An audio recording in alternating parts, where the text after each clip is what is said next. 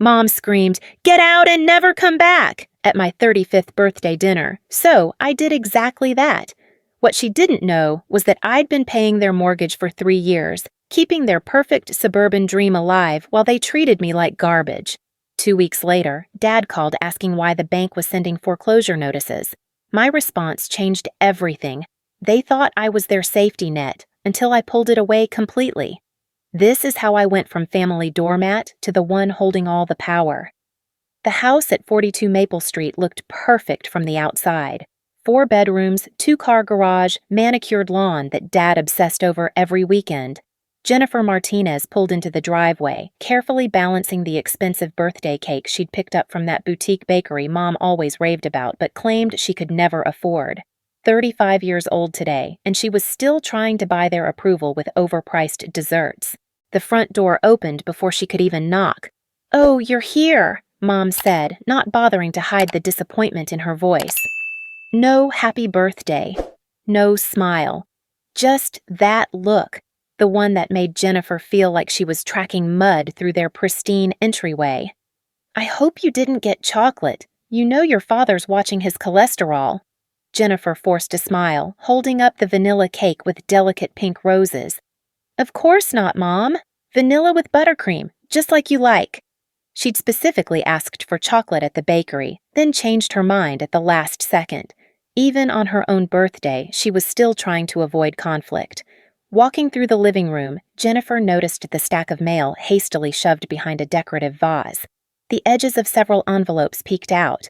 Official-looking letters with bank logos that her parents always seemed to hide whenever she visited. She'd been sending them money for 3 years now, ever since Dad's temporary layoff that somehow never became temporary employment again. They never talked about it directly, of course. It was always framed as, "just until we get back on our feet," or, "you know how tight things are." The dining room table was set for 4, though only 3 people lived in this house. The 4th place setting sat empty, Mark's spot. Her older brother, the golden child, who lived 2 states away and visited maybe twice a year, but his chair was always ready, just in case he decided to grace them with his presence. Jennifer's chair, meanwhile, was the wobbly one they'd never bothered to fix. "Where's the birthday girl?" Dad's voice boomed from the kitchen, though it lacked any real warmth. He emerged carrying a casserole dish, his hairline a little more receded than last month, his smile a little more forced. "Hope you're hungry. Your mother made that meatloaf you used to love." Used to love. When she was 12. Jennifer hadn't eaten meatloaf voluntarily in over a decade, but they made the same meal every year for her birthday. She suspected they just made whatever was easiest, regardless of the occasion. Mark got prime rib for his birthday dinners. She got reheated leftovers disguised as celebration. They sat down to eat, and the familiar weight of silence pressed down on the table. Dad carved the meatloaf with surgical precision while Mom served green beans that had been boiled into submission. Jennifer took small bites, trying to look grateful, trying to fill the awkward quiet with appreciative humming sounds. "So," Mom finally said, setting down her fork with that particular clink that meant an interrogation was coming. "Mark called yesterday. He got another promotion at the firm, senior partner track now. Isn't that wonderful?" Jennifer nodded, chewing slowly. Of course Mark got promoted. Mark always got promoted. Mark was a lawyer, drove a BMW, lived in a house twice the size of this one. Mark was everything their parents had wanted in a child, wrapped up in their firstborn son. "He's thinking about buying a vacation home in the Hamptons," Dad added, his chest puffing with vicarious pride. "Says he wants somewhere the family can gather for holidays."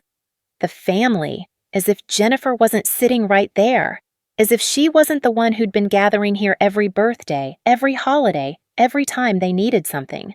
Mark disappeared for months at a time, sent a Christmas card if they were lucky, but somehow he was the one thinking about family gatherings. "That's great," Jennifer managed, her voice smaller than she intended. "I'm happy for him." "You should be more like your brother," Mom said, and there it was. The comparison that sliced through every family gathering like a knife through cake. He's focused, driven. He knows what he wants. Jennifer set down her fork, feeling something twist in her stomach that had nothing to do with the overcooked meatloaf. "I have a good job, Mom. I'm an accountant at—" "An accountant," Dad interrupted, waving his hand dismissively. "Mark's a lawyer. There's a difference. Status matters, Jennifer. Success matters." She wanted to remind them that her accountant salary was what kept their lights on, that her unsuccessful career was funding their comfortable lifestyle. But she'd learned years ago not to bring up the money directly. It made them uncomfortable, defensive. They preferred to pretend their financial support just materialized, like some kind of daughter-funded miracle. "Speaking of success," Mom continued, cutting another precise bite of meatloaf, "Mrs. Peterson mentioned her daughter just got engaged. Beautiful ring, 3 carats, and she's only 32. The subtext hit Jennifer like a physical blow. 35 and unmarried. 35 and still eating birthday dinner with her parents instead of a husband and kids.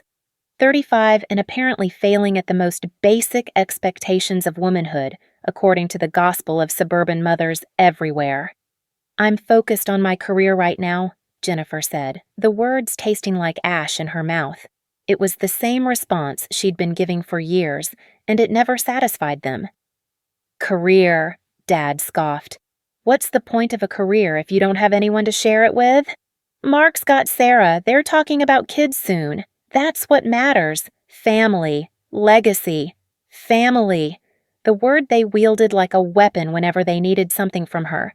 Family meant loyalty. Family meant sacrifice. Family meant Jennifer writing check after check while they compared her to her absent brother who contributed nothing but distant pride.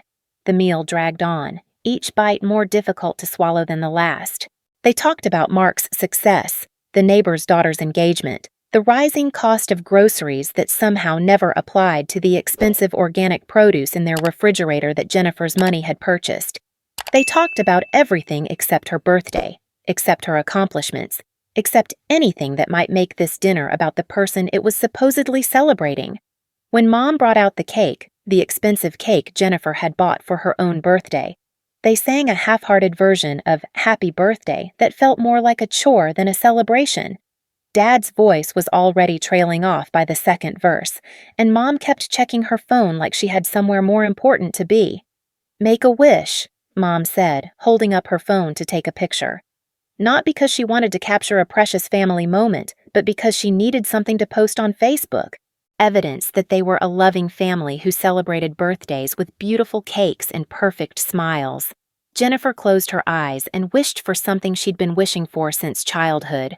To matter, to be seen, to be valued for more than her ability to solve their financial problems. She blew out the candles and the smoke rose between them like a barrier she could finally see clearly.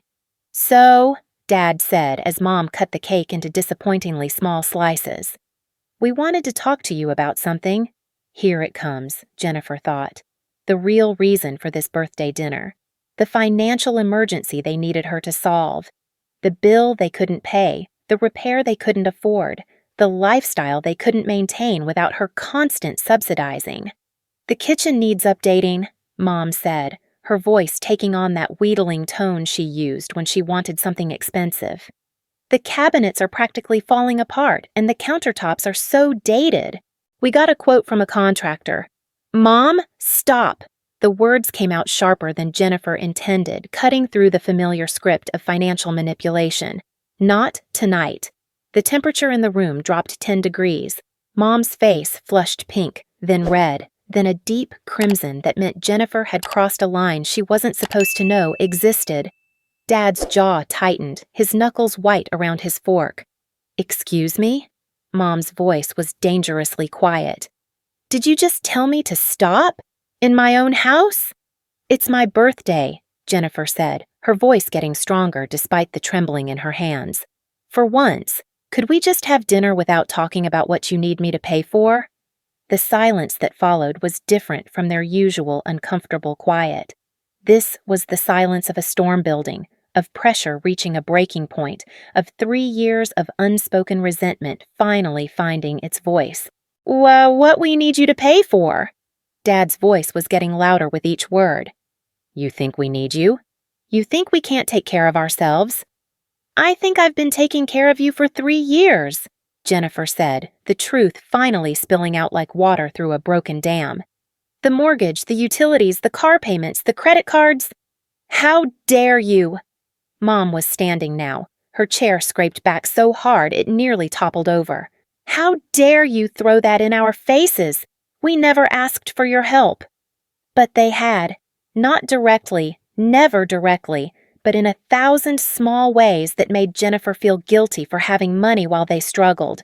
The sighs over bills, the worried conversations about foreclosure that they had just loud enough for her to overhear, the comments about how lucky she was to be single and have only herself to worry about. You're right, Jennifer said, standing up too. You never asked. You just made sure I knew how much you were suffering, how hard things were, how the bank was threatening to take the house.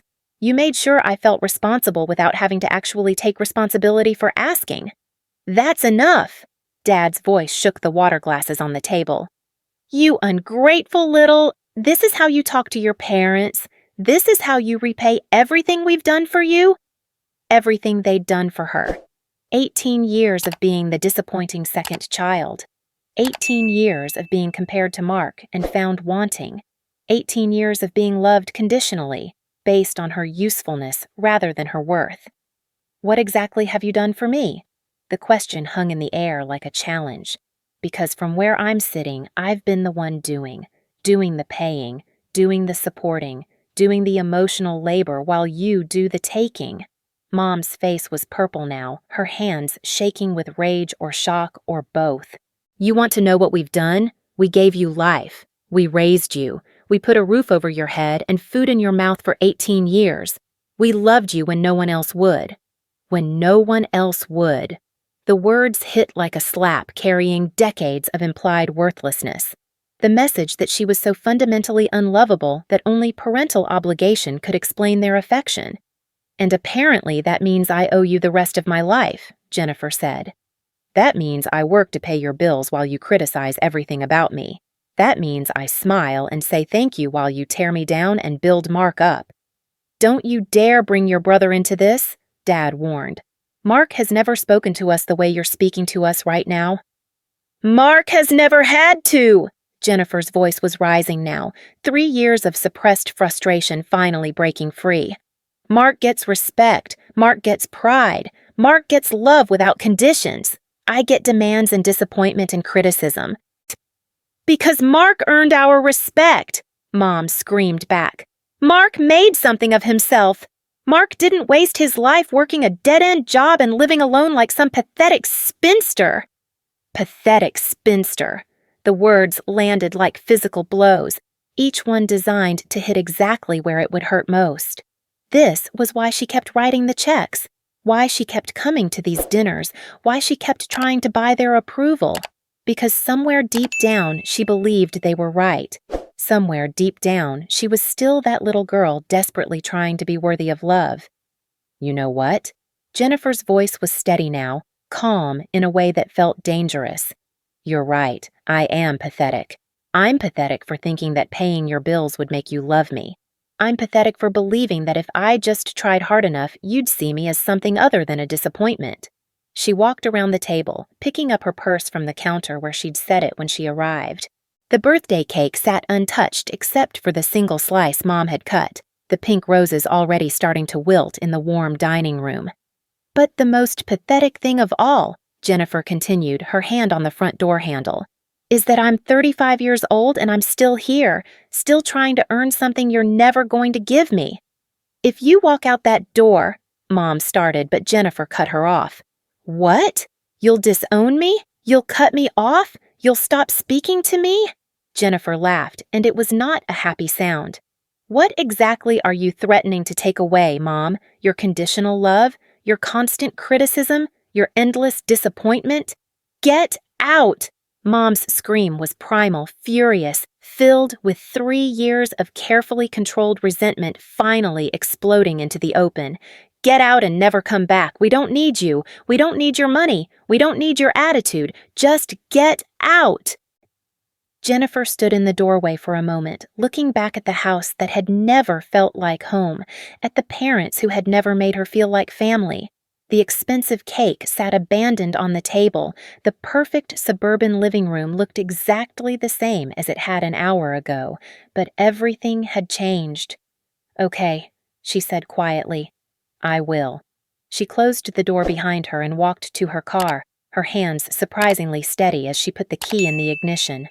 As she backed out of the driveway, she could see them through the dining room window, Dad's face red with anger, Mom's gestures sharp and violent as she probably ranted about ungrateful children and disrespectful behavior. Jennifer drove home in complete silence, not even turning on the radio. The weight of 35 years was settling on her shoulders like a heavy coat she was finally ready to take off. She pulled into her apartment parking lot and sat in her car for 20 minutes, staring at the building that suddenly felt more like home than the house she'd just left. Inside her apartment, she sat on her couch and stared at her phone. No missed calls, no text messages, no "wait, come back," or "let's talk about this." Nothing. The silence was deafening, but it was also, somehow, peaceful. For the first time in 3 years, Jennifer went to sleep without wondering what bill she'd be asked to pay next. For the first time in 35 years, she went to sleep without wondering what she'd done wrong. She just went to sleep, and for once, that felt like enough. The first week after the birthday disaster was the hardest. Jennifer found herself reaching for her phone a dozen times a day, muscle memory making her want to call and apologize. The silence from her parents was deafening. No calls, no texts, no attempts at reconciliation. Part of her had expected Mom to call within hours, offering some grudging half-apology that would sweep everything back under the rug. But nothing came. She kept going to work, kept paying her own bills, kept living her life. But something felt fundamentally different. The automatic monthly transfers she'd set up 3 years ago, $2,800 to cover their mortgage, $400 for utilities, another $300 for their car payment, kept running like clockwork. Her bank account dutifully drained itself every month, funding a lifestyle for people who had screamed at her to never come back. It took 2 weeks for the cognitive dissonance to become unbearable. Jennifer was sitting in her apartment on a Tuesday night, eating takeout Chinese food and watching Netflix, when she suddenly started laughing. Not happy laughter. The kind of bitter, exhausted laughter that comes when you realize how completely absurd your life has become. She was sending nearly $4,000 a month to people who hated her. She was financially supporting a family that had told her to get out and never come back. She was paying for the privilege of being disowned. Jennifer opened her laptop and logged into her online banking. The automatic transfers were listed there in neat rows, scheduled to run like a well-oiled machine. Mortgage payment, $2,800 scheduled for the 15th. Utility payment, $400 scheduled for the 20th. Car payment, $300 scheduled for the 25th. Insurance, $200 scheduled for the 30th. Her finger hovered over the cancel button for a long time. This wasn't about revenge, she told herself. This was about basic self-respect. If they wanted her out of their lives, then she needed to be completely out. That included financially. She canceled the mortgage payment first. Click. Gone. 3 years of financial obligation, erased with a single mouse click. The utility payment went next, then the car payment. Then the insurance. One by one, she severed the financial cords that had tied her to a family that didn't want her. When she was done, Jennifer felt simultaneously lighter and terrified. She'd just cut off their primary source of income, and she had no idea what would happen next. But for the first time in 3 years, her money was going to stay in her account. Her paycheck was going to benefit her, not them. She closed the laptop and went to bed, sleeping better than she had in weeks. 3 days later, her phone rang at 11:47 p.m. Jennifer was already asleep, but the ringtone jolted her awake with that particular panic that comes from late-night calls. She fumbled for her phone, squinting at the screen. Dad. Her first instinct was to answer. 3 years of conditioning made her thumb move toward the green button before her brain caught up. They had told her to get out and never come back. They had made their choice. She let it go to voicemail. The phone rang again immediately. Dad. She declined the call. A text message came through. "Jennifer, call me. It's important." Then another. "Call me now." Then, "There's been a mistake with the mortgage. Call me." Jennifer turned off her phone and went back to sleep. The next morning, there were 17 missed calls and 12 text messages. Dad, mostly, with a few from Mom's number. The messages ranged from confused, "Did you change banks?" to urgent, "Call us immediately," to angry, "This is ridiculous, Jennifer. Call us back." She didn't call back. Instead, she drove to work, did her job, and tried to ignore the sick feeling in her stomach that maybe she'd made a terrible mistake. Maybe they were right. Maybe she was being petty and vindictive. Maybe good daughters don't abandon their parents over a fight. But then she remembered Mom's voice screaming, "Get out and never come back." She remembered being called a pathetic spinster. She remembered 35 years of being the family disappointment, the backup plan, the emergency fund with feelings. That evening, Jennifer did something she'd never done before. She Googled financial abuse family. What she found made her hands shake. Page after page of articles describing exactly what she'd been living through. The expectation that adult children should support their parents financially. The guilt trips when money wasn't freely given. The way love and approval were tied directly to financial contribution. The pattern of treating one child as the giver while another child received praise without obligation. She read about something called family scapegoating, where one child becomes the designated problem, the one who's blamed for everything while another child can do no wrong. She read about parents who view their children as retirement plans, who create financial dependence and then manipulate it to maintain control. Every article felt like someone had been watching her life and writing about it. The relief was overwhelming. She wasn't crazy, she wasn't selfish, she wasn't imagining the dysfunction. There were names for what had been happening to her, clinical terms that validated every instinct she'd been told to ignore.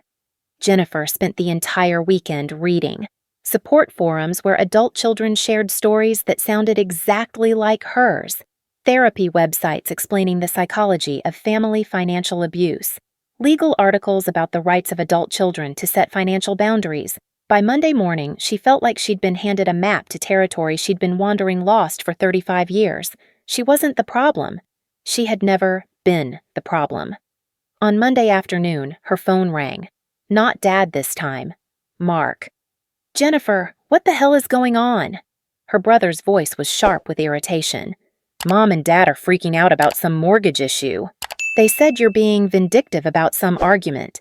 "Hi, Mark. Good to hear from you, too." Jennifer's voice was calm, which seemed to irritate him further. "Don't be sarcastic. This is serious. They could lose the house." "Then maybe they should pay their own mortgage." There was a long pause. "What are you talking about?" "It's their house. That I've been paying for 3 years." Another pause, longer this time. "You've been paying their mortgage?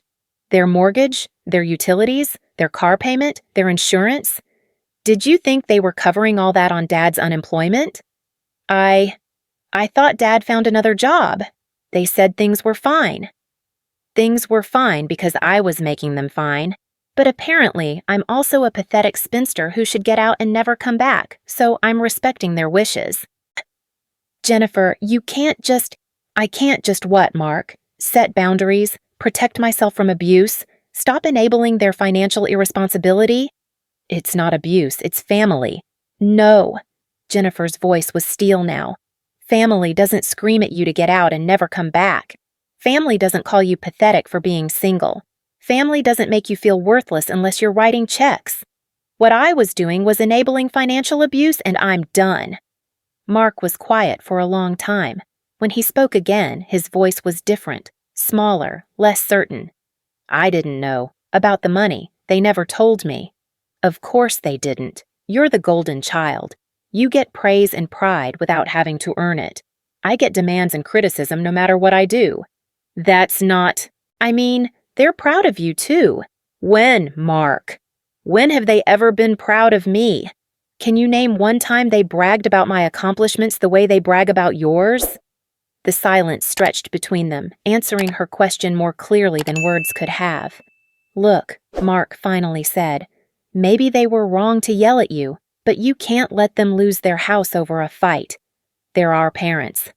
They're your parents, too. If you're so concerned about the house, you can pay for it. I can't afford. You make 3 times what I do, Mark. You just told me you're buying a vacation home in the Hamptons, but you can't afford to help our parents? That's different. The vacation house is an investment. And what was I? What was 3 years of my income going to support their lifestyle? What kind of investment was that? Mark didn't have an answer for that. I have to go, Jennifer said. But Mark? Next time they call you complaining about their financial problems, remember that I was solving those problems for 3 years while they treated me like garbage. Maybe ask yourself why I was the only one expected to sacrifice.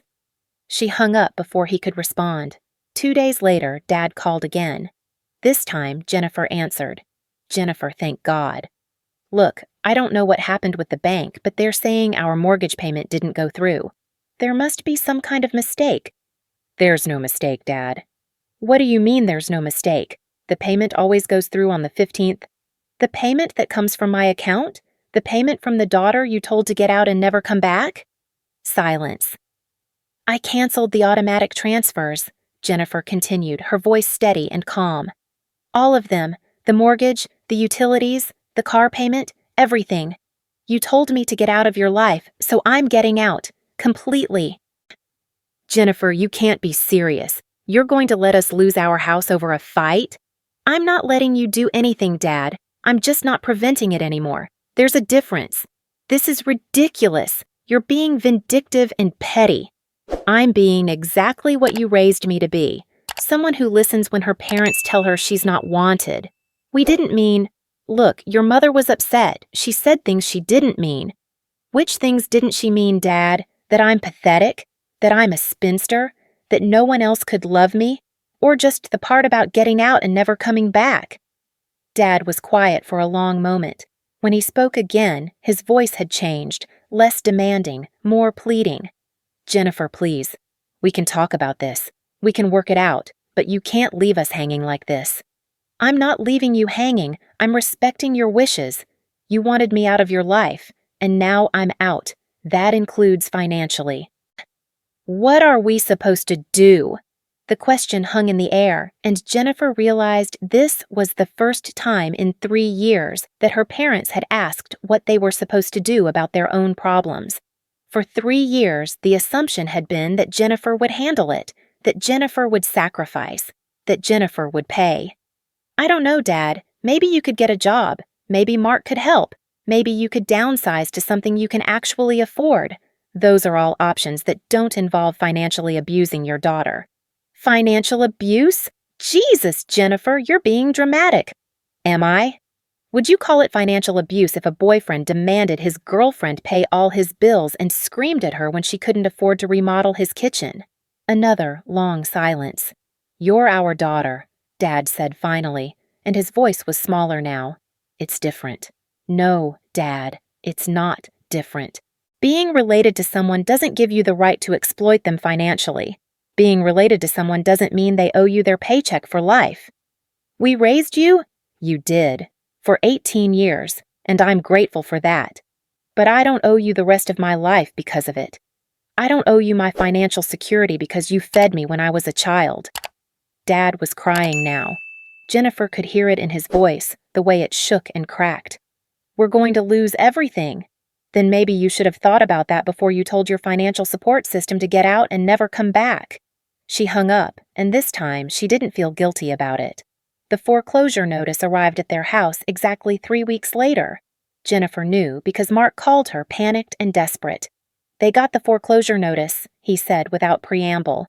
They have 60 days to bring the mortgage current or they lose the house. Okay. Okay, that's all you have to say? What would you like me to say, Mark? I don't know. That you'll help. That you'll fix this. Why would I do that? Because they're our parents. They're your parents too. Why don't you fix it? I told you, I can't afford. You can't afford $12,800 a month, but I could afford $4,000 a month on a salary that's a third of yours? How does that math work? Mark didn't answer.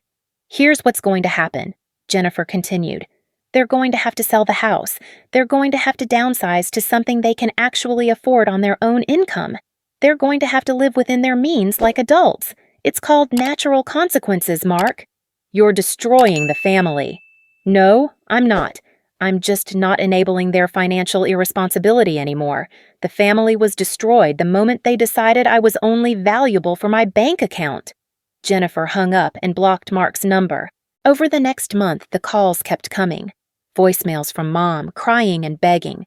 Texts from Dad, angry and threatening legal action. Messages from aunts and uncles who had heard some version of the story and wanted to pressure Jennifer into doing the right thing. She didn't respond to any of them. Instead, she did something she'd never done before. She used her money on herself. The $4,000 a month that used to disappear into her parents' lifestyle started accumulating in her savings account. She booked a vacation to Italy, something she'd been putting off for years because she couldn't afford it, while funding her parents' suburban dream. She bought new furniture for her apartment. She enrolled in graduate school to get her MBA. She started therapy to work through 35 years of family dysfunction. And slowly, gradually, she started to feel like herself. Not the family disappointment, not the emergency fund with feelings, not the pathetic spinster who owed everyone else her happiness. Just Jennifer. And for the first time in her life, that felt like enough. 8 weeks after the foreclosure notice, the house on Maple Street went up for sale. Jennifer drove by once just to see it. There was already a "sold" sign in the yard. The manicured lawn Dad had obsessed over was already showing signs of neglect, and the perfect suburban facade looked somehow smaller, less impressive than it had in her memories. She didn't feel sad. She didn't feel guilty. She felt free. Her phone buzzed with a text from an unknown number. She almost deleted it without reading, but something made her look. "Jennifer, this is Mark. I had to get a new number because you blocked me. I wanted to let you know that Mom and Dad found a small apartment across town. They're okay. They're not happy, but they're okay. I've been thinking about what you said, and I think maybe you were right. About a lot of things. I'm sorry I didn't see it before. I hope you're doing well." Jennifer read the message twice, then deleted it. She was glad they were okay, genuinely glad they had found somewhere to live. But she wasn't ready for reconciliation, wasn't ready for the complicated work of rebuilding relationships with people who had spent 35 years tearing her down. Maybe someday. Maybe when they were ready to treat her like a daughter instead of a bank account. Maybe when they were ready to love her without conditions, without expectations, without the constant weight of disappointment. But not today. Today, she was going to use her money to pay for her Italian vacation. Today, she was going to use her energy to build a life that belonged to her. Today, she was going to be enough, all by herself. For the first time in 35 years, Jennifer was free. And it felt exactly like she had always hoped it would.